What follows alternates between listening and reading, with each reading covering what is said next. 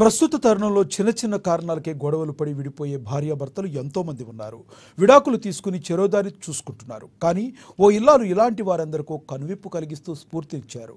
తన భర్త రోడ్డు ప్రమాదంలో గాయపడి దివ్యాంగుడిగా మారి మంచానికే పరిమితం కాగా ఆమె భర్తకు అన్నీ తానై కంటికి రెప్పలా కాపాడుకుంటుంది. వివాహ బంధానికి సరైన అర్థాన్ని చాటి చెబుతుంది.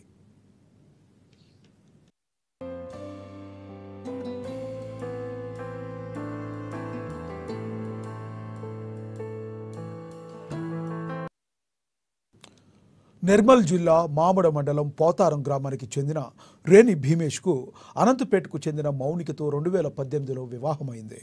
వీరికి 2 పాపలు, 1 బాబు ఉన్నారు. ఈ దంపతులిద్దరూ దినసరి కూలీలే. చక్కగా సాగిపోతున్న వీరి సంసారంలో ఒక్కసారిగా అలజడి రేగింది. అనుకోని ఘటన చోటు చేసుకుంది. 2022లో భీమేష్ గల్ఫ్కు వెళదామని నిర్ణయించుకోగా విధి వెక్కిరించింది. గల్ఫ్కు వెళ్లే క్రమంలో మామడ మండలంలోని కొరటికల్ వద్ద రోడ్డు ప్రమాదం జరిగింది. వైద్యులు భీమేష్కు వైద్య పరీక్షలు చేసిన అనంతరం వెన్నుపూసలో ఓ నరం తెగిపోయిందని, ఇక భీమేష్ ఎన్నటికీ నడవలేడని తేల్చి చెప్పారు. హైదరాబాద్లో చూపిస్తే నయం అవుతుందన్న ఆశతో ఆయన మిత్రుడు అప్పటికి ఆరోగ్య శాఖ మంత్రి హరీష్ రావుకు భీమేష్ ఆరోగ్య పరిస్థితిని ట్విట్టర్లో పోస్ట్ చేశారు. స్పందించిన హరీష్ రావు చికిత్స నిమిత్తం సహాయం చేశారు.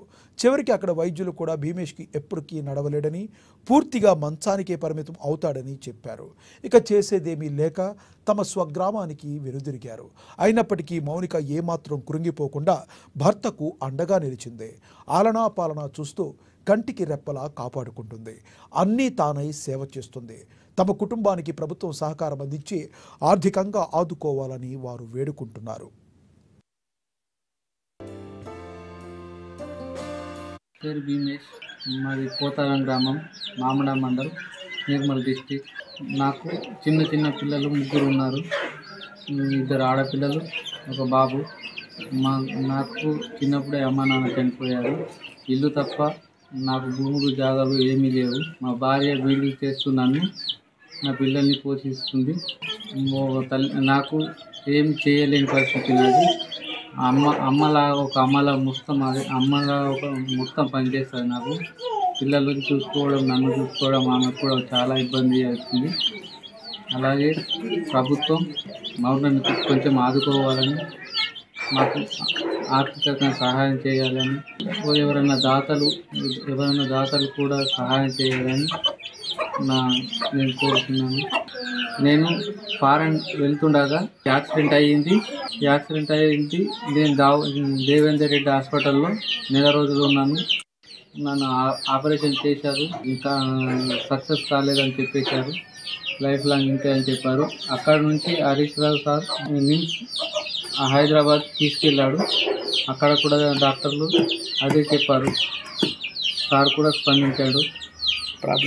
వెన్నుపూస నరం కట్ అయిపోయిందని చెప్పారు. అక్కడ లైఫ్ లాంగ్ ఇక్కడనే అలానే ఉంటామని చెప్పారు. కాళ్ళు లేదు, నడుము నుంచి కింది వరకు స్పర్శ లేదు. నేను ఏం పని చేయగలగలేను. మా భార్యనే అన్ని చూసుకుంటుంది.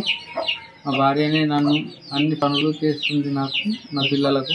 ఎవరైనా దాతలు ఉంటే సహాయం చేయాలని, ఏదైనా ఉపాధి కల్పించాలని మనవి.